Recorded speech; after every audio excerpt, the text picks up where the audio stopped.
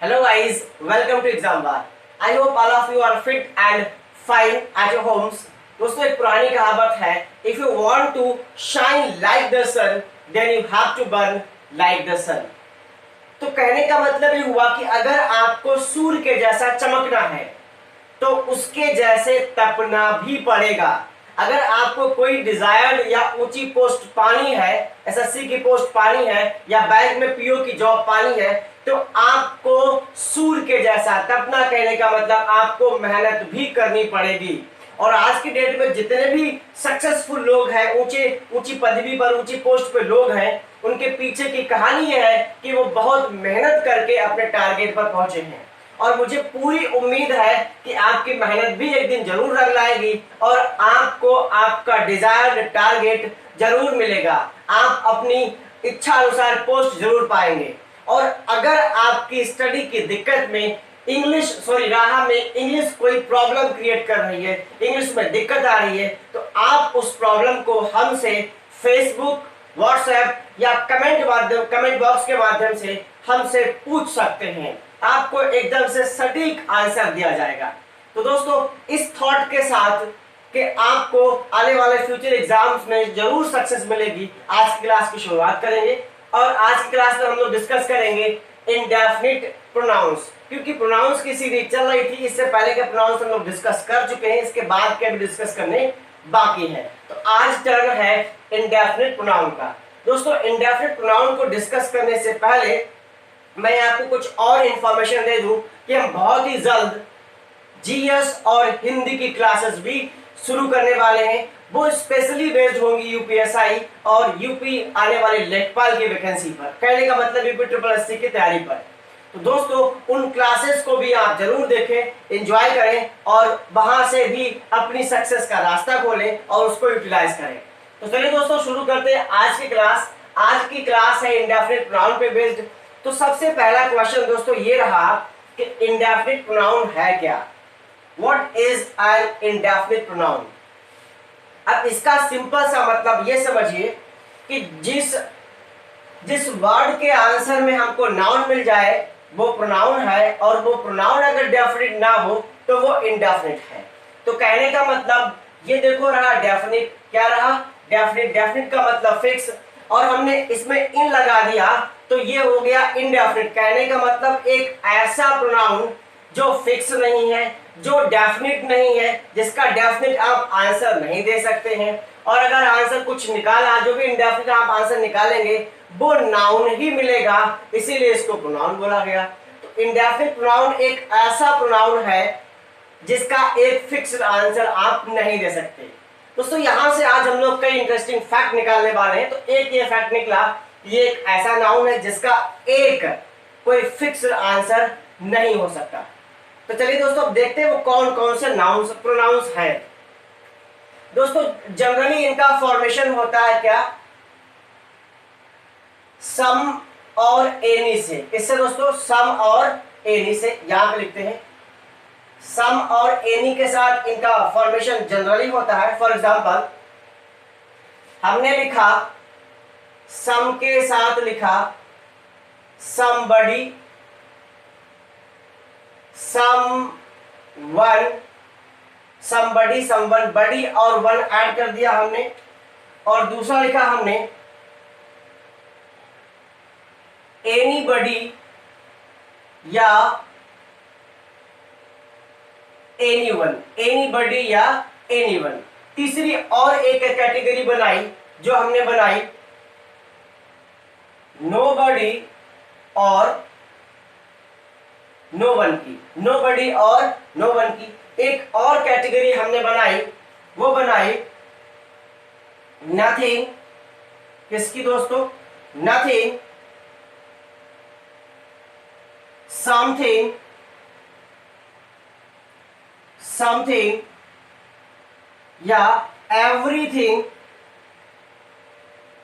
या एवरीथिंग या फिर एनीथिंग। ये कैटेगरीज हमने कुछ बनाई हैं। इनमें हमने बड़ी या वन लगाया, इसमें हमने बड़ी या वन ऐड करके बनाया, इसमें भी हमने बड़ी या वन ऐड करके बनाया। और इसमें दोस्तों हमने थिंग ऐड किया है, no plus thing nothing, some plus thing something, every plus thing everything, any plus thing anything. तो दोस्तों ये 4 ग्रुप हमने क्रिएट कर लिए। इसके अलावा कुछ और इंडेफिनिट प्रोनाउन है, जैसे all, few, many, little etcetera. ये वर्ड्स भी इंडेफिनिट प्रोनाउन ही है, बट स्पेशली रूल्स यहां से पूछे जाते हैं, जो क्वेश्चन आता है वो यहां से पूछा जाता है, तो हम लोग इन पे डिस्कशन पहले करेंगे और इनको हम डिटेल में समझेंगे। और उम्मीद करता हूं आप कॉपी पे लेकर बैठे होंगे और इनको नोट डाउन भी करते हुए चलेंगे। तो दोस्तों आज का फैक्ट नंबर ये रहा, फैक्ट नंबर 1 ये रहा। क्या दोस्तों फैक्ट है? दोस्तों सम से बने हुए जितने भी वर्ड है वो पॉजिटिव है। कैसे दोस्तों? ये सभी वर्ड कैसे है? पॉजिटिव है, और इनको हम पॉजिटिव सेंटेंसेस में यूज करते हैं। और एनी से बने हुए जितने भी वर्ड हैं दोस्तों वो सब नेगेटिव है। कैसे दोस्तों? नेगेटिव है, क्योंकि सम पॉजिटिव है और एनी कैसा है दोस्तों? नेगेटिव है। तो उम्मीद करता हूं दोस्तों ये बात आपको समझ में आई होगी। सम कैसा है? पॉजिटिव है, ये पॉजिटिव सेंटेंसेस में यूज होगा। एनी कैसा है? नेगेटिव है, ये नेगेटिव सेंटेंसेस में यूज होगा। और नो, क्या दोस्तों? नो, जैसे हमने लिखा नो बडी, नो वन, नो ये कंप्लीटली नेगेटिव है। ये कैसे दोस्तों? कंप्लीटली नेगेटिव है। नो दोस्तों ये क्या है? ये कंप्लीट नेगेटिव है। ये क्या है दोस्तों? ये कंप्लीट नेगेटिव है। इनको सबको हम समझेंगे। अब जरा हम एक एक करके बात समझ लेते हैं, पॉइंट समझ लेते हैं। दोस्तों इस वजह से ये दोनों वर्ड कैसे हुए? ये दोनों वर्ड हुए पॉजिटिव। कैसे हुए दोस्तों? पॉजिटिव, क्योंकि ये सम से बने हैं, तो सम से बना हुआ हर एक वर्ड पॉजिटिव होगा, तो ये पॉजिटिव हुए। इनको हम पॉजिटिव सेंटेंसेस में यूज करेंगे। एनी से बने हुए वर्ड दोस्तों कैसे हुए?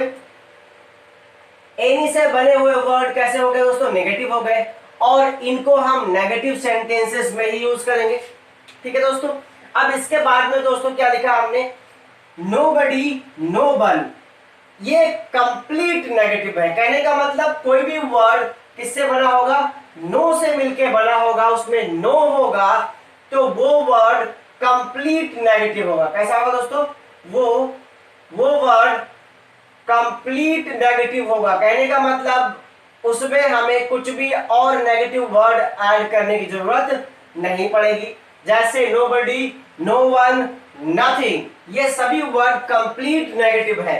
और इन वर्ड्स के साथ, इनके साथ हमको डू नॉट या डज नॉट या डिड नॉट या नेवर एटसेट्रा ऐसे किसी भी वर्ड को यूज करने की नीड नहीं है। किसके साथ? नोबडी, नो वन, नथिंग, इन वर्ड्स के साथ। इनको अगर हमने सेंटेंस में यूज किया तो उस सेंटेंस में कोई दूसरा नेगेटिव वर्ड नहीं होना चाहिए। ये एक रूल आपको पढ़ने को मिलेगा।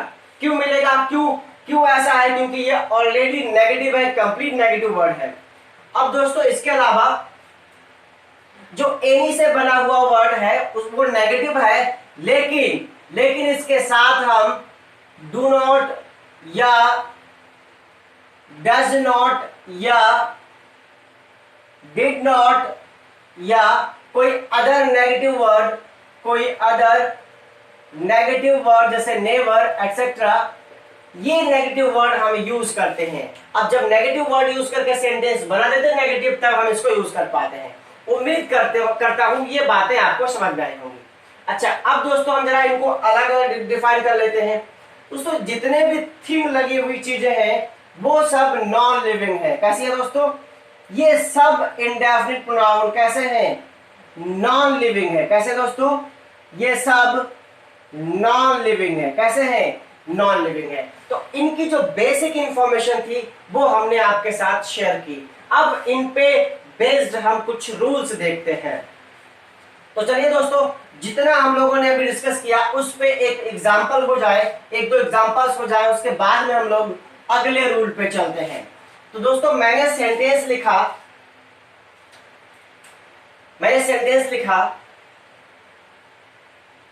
he has never, he has never given me, he has never given me some money, some money, some money. अगला क्वेश्चन दोस्तों, अगला क्वेश्चन रहा, अगला क्वेश्चन रहा I, sorry,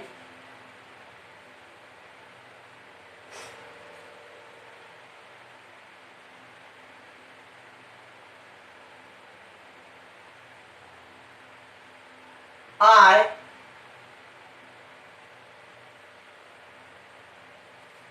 have not, I have not, I have not any work, I have not any work to do. दोस्तों अगला sentence ये था, I have not any work to do. अब सेंटेंस नंबर 1 में हमने देखा, सेंटेंस नंबर 1 में हमने देखा ही हैज नेवर सॉरी गिवन, यहां पर होना चाहिए, मैंने गिव लिखा है, यहां पे गिवन होना चाहिए, he has never given me some money. अब दोस्तों ये सेंटेंस ऑलरेडी नेगेटिव है, कैसा है, नेगेटिव है, तो नेगेटिव सेंटेंस में दोस्तों हम सम यूज नहीं कर सकते, क्या यूज करेंगे, एनी यूज करेंगे। अब दूसरा सेंटेंस देखते हैं दोस्तों, दूसरा सेंटेंस में लिखा I have not any work to do, मतलब मेरे पास करने के लिए कोई काम नहीं है। अब इसका मतलब ये सेंटेंस ऑलरेडी कैसा है, नेगेटिव है, और नेगेटिव सेंटेंस में हमने एनी यूज किया तो बिल्कुल ठीक है, तो सेकेंड नंबर सेंटेंस बिल्कुल सही है, फर्स्ट नंबर सेंटेंस गलत था। क्यों गलत था, क्योंकि हमने नेगेटिव सेंटेंस में सम यूज किया था। तो उम्मीद करता हूं दोस्तों ये बात आपको समझ में आई होगी, सम पॉजिटिव है और एनी कैसा है, नेगेटिव है। दोस्तों अब इनसे जुड़े हुए कुछ और इंटरेस्टिंग रूल्स देख लेते हैं। अब वो रूल्स क्या है, जैसे हमने लिखा दोस्तों, हमने लिखा somebody, someone, somebody, someone, या हमने लिखा nobody, no one, या हमने लिखा anybody या anyone। दोस्तों ये हमने कुछ प्रोनाउंस लिखे जो लिविंग बीइंग में कंसीडर किए जाते हैं। अब दोस्तों देखने वाली इंटरेस्टिंग बात ये है कि ये सभी सिंगुलर कंसीडर किए जाते हैं। कैसे कंसीडर किए जाते हैं, ये सभी सिंगुलर, तो इनके साथ जो हम वर्ब यूज करते हैं वो वर्ब भी कैसी रहती है, सिंगुलर। कैसी रहती है दोस्तों, वो वर्ब भी सिंगुलर रहती है, एक वचन रहती है। उम्मीद करता हूं इतनी बात आपको समझ में आई होगी।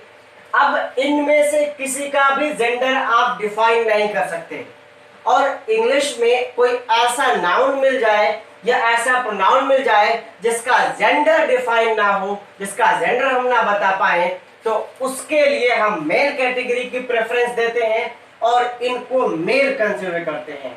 तो दोस्तों इनके लिए अगर हमें दूसरे प्रोनाउन की नीड पड़ जाए तो हम क्या लिखेंगे दोस्तों, इन सब के लिए हम क्या लिखेंगे, ही राइट करेंगे। क्या लिखेंगे दोस्तों, इन सब के लिए हम ही राइट करेंगे। और अगर पजेसिव की जरूरत पड़ी या ऑब्जेक्टिव की जरूरत पड़ी तो हम हिम राइट करेंगे। क्या लिखेंगे दोस्तों, हिम राइट करेंगे। और अगर हमको पजेसिव की जरूरत पड़ी तो हिज राइट करेंगे। क्या लिखेंगे दोस्तों, तो हम हिज राइट करेंगे। इतनी बात आप कहीं पर नोट डाउन कर लीजिए। और अब आपको मैं एक बड़ी ही इंटरेस्टिंग बात बताता हूं। वो इंटरेस्टिंग बात क्या है दोस्तों, ये सभी कैसे हैं, सिंगुलर है। कैसे है दोस्तों, सिंगुलर है। लेकिन जब हम क्वेश्चन टैग की बात करते हैं दोस्तों, किसकी, जब हम क्वेश्चन टैग की बात करें तो क्वेश्चन टैग में इन सब के लिए हम क्या यूज करते हैं, इन सब के लिए हम यूज करते हैं दे। क्या यूज करते हैं दोस्तों, दे यूज करते हैं। किन के लिए, इन सब के लिए हम क्वेश्चन टैग में क्या यूज करते हैं, दे। सिंपली आप क्वेश्चन टैग की हम बात कर रहे हैं, क्वेश्चन टैग में हम दे यूज करते हैं। अदरवाइज पॉजिटिव नेगेटिव सेंटेंसेस में, इंटरोगेटिव सेंटेंस, सिंपल सेंटेंसेस में हम इनके लिए ही, हिम, जैसी नीड हो वही यूज करते हैं सिंगुलर। लेकिन सिर्फ और सिर्फ क्वेश्चन टैग में ये प्लूरल आते हैं। तो उम्मीद करता हूं ये इंटरेस्टिंग फैक्ट आपको बहुत अच्छे से समझ में आया होगा। दोस्तों है ना मजेदार फैक्ट? अगर दोस्तों ये फैक्ट आपको अच्छा लगा है तो क्लास को लाइक कर दीजिएगा और साथ ही साथ दोस्तों के साथ शेयर भी कर दीजिए। तो चलिए दोस्तों अब इस पे कुछ रूल्स देखते हैं, सॉरी कुछ एग्जांपल्स देखते हैं। तो लिखता हूं एग्जांपल नंबर 1, उसमें कुछ एरर हो या कुछ करेक्शन रिक्वायर्ड हो तो आप बताइएगा। मैंने लिखा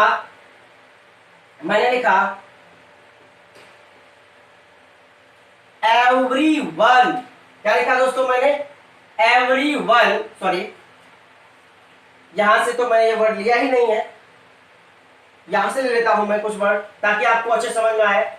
मैंने लिखा समवन, someone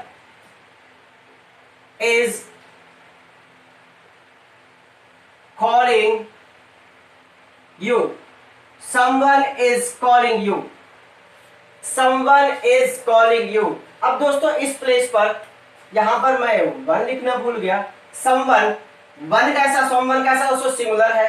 कैसा है ये सिंगुलर है। तो वर्ब भी कैसा है, सिंगुलर है, बिल्कुल ठीक। और अगर मैं इसके लिए आगे सेंटेंस को प्रोसीड कराऊं तो मैं लिखूंगा he is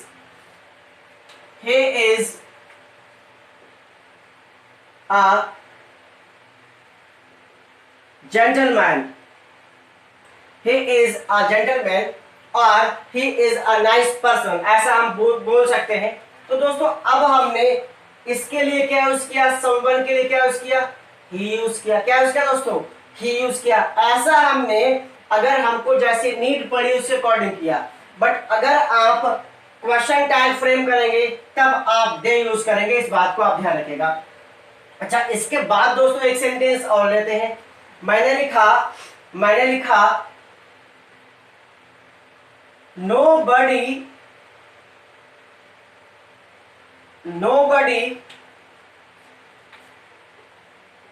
nobody like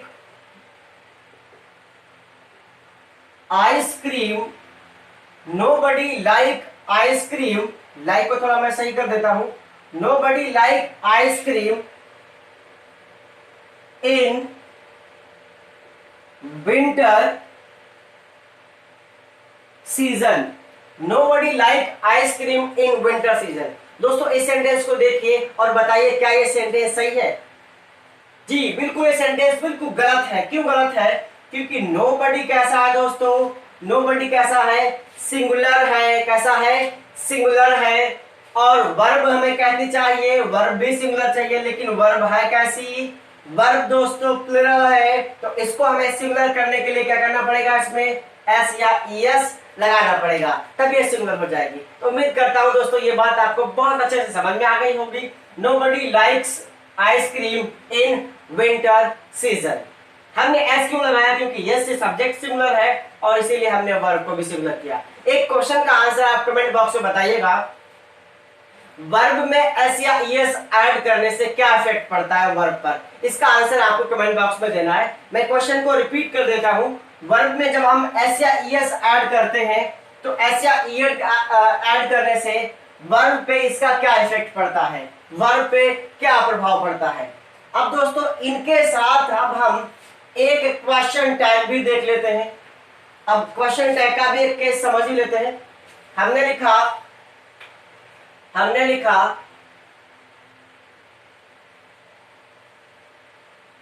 anybody. क्या लिखा दोस्तों, हमने लिखा anybody is sleeping, anybody is sleeping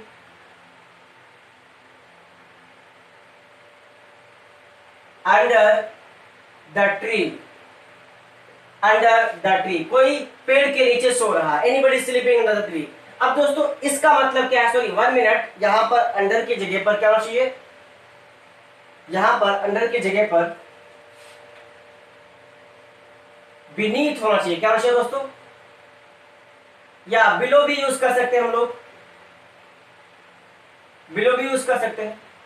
तो anybody is sleeping below the tree या अंडर द ट्री, मेरे हिसाब से अंडर ज्यादा बेटर रहेगा, अंडर द ट्री। अब दोस्तों इसका अगर हम क्वेश्चन टाइप फ्रेम करें तो क्वेश्चन टाइप क्या फ्रेम करेंगे दोस्तों, क्वेश्चन टाइप फ्रेम करेंगे, इसके लिए क्या यूज करेंगे, इसके लिए हम यूज करेंगे दे। क्या यूज करेंगे दोस्तों, इसके लिए हम यूज करेंगे दे। और क्वेश्चन टैग का आपको रूल पता होगा, क्या रूल है, रूल ये है कि अगर स्टेटमेंट पॉजिटिव है तो क्वेश्चन टैग नेगेटिव होना चाहिए, और स्टेटमेंट अगर नेगेटिव है तो क्वेश्चन टैग कैसा होना चाहिए, पॉजिटिव ही होना चाहिए। उम्मीद करता हूं ये बात आपको समझ में आई होगी। अब दोस्तों क्या है, अब बात कुछ ऐसी है, ये है सेंटेंस पॉजिटिव और इसको हमें करना है नेगेटिव, और हमें दे के अकॉर्डिंग क्या यूज करना है दोस्तों, दे के अकॉर्डिंग अब आर यूज करना है, क्योंकि ये वर्ब प्रेजेंट का है तो प्रेजेंट का वर्ब ही लेना है। तो हमें क्या करना है, पहले हमने आर यूज किया, फिर इसको नेगेटिव करना है क्योंकि स्टेटमेंट पॉजिटिव है, तो क्या कर देंगे, आरंट कर देंगे। क्या कर देंगे दोस्तों, इसको हम आरंट कर देंगे। क्या कर देंगे, आरंट कर देंगे। तो इसका जो क्वेश्चन टाइप बनेगा आरंट दे बनेगा। उम्मीद करता हूं ये बात भी आपको बहुत अच्छे से समझ में आई होगी। तो चलिए दोस्तों अब देखते हैं एक और सेंटेंस। हमने सेंटेंस लिखा, हमने सेंटेंस लिखा,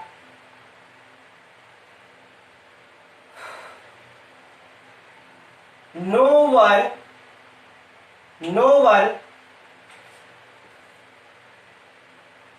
plays with me, no one plays with me।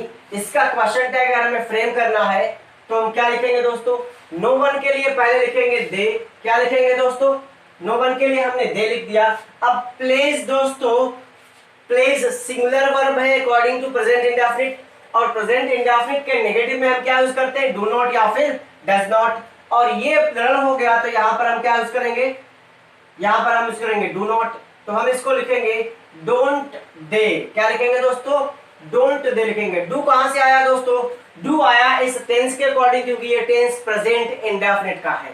तो उम्मीद करता हूं ये बात आपको समझ में आई होगी। और प्रेजेंट इंडेफिनिट टेंस में हम नेगेटिव के लिए डू नॉट या डज नॉट यूज करते हैं। तो दोस्तों उम्मीद करता हूं ये बात आपको समझ में आई हो, और दोस्तों समझ में आई है तो फटाफट क्लास को शेयर कर दीजिए, लाइक भी कर दीजिए। तो दोस्तों ये थे कुछ केसेस जिनको हम लोगों ने डिस्कस किया। अब लास्ट में एक केस मैं आपको और बता दूं जो फ्रीक्वेंटली एग्जाम से पूछा जाता है। वो केस क्या है दोस्तों, वो केस है वन का। किसका दोस्तों, वन का है। वन की एक अपनी अलग ही फैमिली है। वन सब्जेक्टिव हुआ, वन ऑब्जेक्टिव हुआ, और वन पॉजेसिव हुआ, और वन सेल्फ ये रिफ्लेक्सिव हुआ।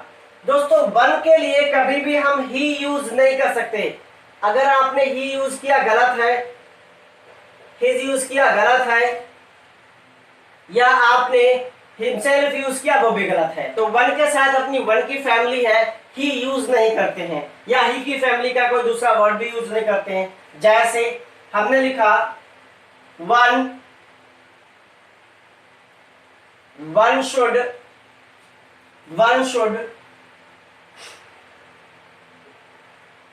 follow,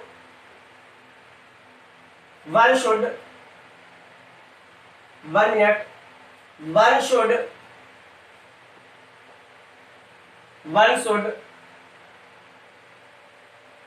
respect, one should respect his national flag, one should respect his national flag। अब दोस्तों इस सेंटेंस में क्या है, इस सेंटेंस में दोस्तों हमने वन के लिए क्या यूज कर दिया, हिज यूज कर दिया।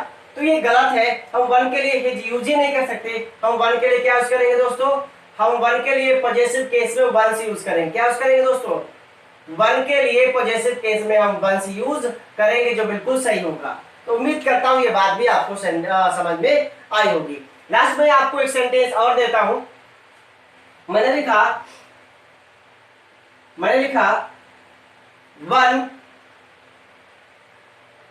One must keep his promises. One must keep his promises. दोस्तों इस क्वेश्चन का आंसर आपको कमेंट बॉक्स में देना है। तो दोस्तों ये थी आज की क्लास को एंड करने से पहले मैं आपको एक बात और बता दूं कि जल्दी हम लोग जीएस और हिंदी की क्लासेस भी शुरू करने वाले हैं और वो classes specially UP triple SC पे बेस्ड होंगी, तो आप उनका भी बेनिफिट उठाइएगा, उनको भी रेगुलरली देखिएगा। तो दोस्तों क्लास अगर आपको अच्छी लगी है तो इसको लाइक करिए, मैक्सिमम शेयर करिए और साथ ही साथ अगर आप हमारे चैनल पर नए आए हैं तो चैनल को सब्सक्राइब करके बेल आइकन बटन को दबाना ना भूलिएगा ताकि आपको हर एक क्लास के लेटेस्ट अपडेट मिलती रहे। थैंक यू, जय हिंद।